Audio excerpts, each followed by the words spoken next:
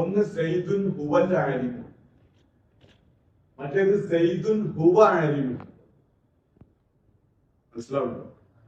ആദ്യത്തെ ഹുവ ഫസ്ലിന്റെ ضمീറാണ്, രണ്ടാമത്തെ ഹുവ രണ്ടാമൂത്തരാണ്. ഫസ്ലിന്റെ ضمീർ എന്ന് പറഞ്ഞാൽ ഈ ഹുവ ഇവിടെ ഇല്ലെങ്കിൽ ഈ ആലിം എന്താന്ന് തോന്നിപ്പോകും? സിഫത്താണ് തോന്നിപ്പോകും. സയ്യിദുൽ ആലിം, ആലിമായ സയ്യിദ് എന്ന് അർത്ഥം വെച്ച് പോകും.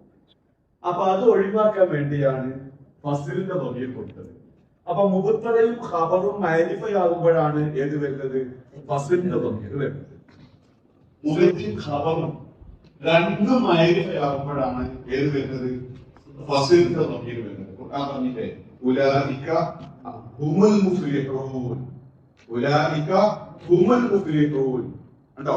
ഉലൈക മുത്ത, മുഫ്ലിഹൂൻ ഖബർ, അതിന്റെ ഇടയിൽ ഫസ്ലിന്റെ ضمീർ.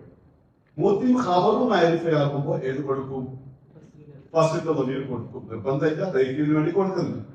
സയ്യിദുൻ ഹുവ ആലിമുൻ എന്ന് പറയുമ്പോഴോ സയ്യിദ് ഒന്നാം മുത്തദ, ഹുവ രണ്ടാം മുത്തദ, ആലിമുൻ രണ്ടാം മുത്തദ ഖബർ, രണ്ടാം മുത്തദയും ഖബറും കൂടിയ ജുംല ഒന്നാം മുത്തദ.